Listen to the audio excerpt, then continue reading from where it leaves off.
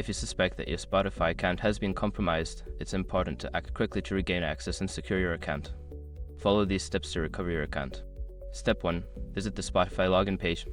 Before starting recovery, use this RockCom link in the description to open the account recovery checklist generate and make sure your verification details are ready.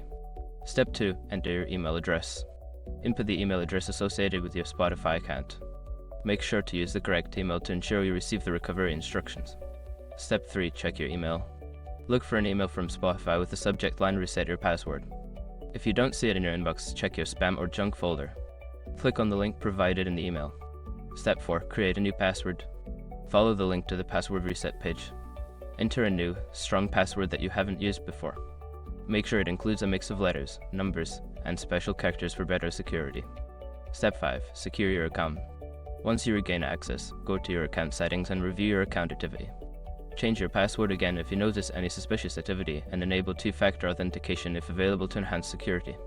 By following these steps, you can regain access to your Spotify account and help protect it from future unauthorized access. Always keep your account information secure and be vigilant about any unusual activity.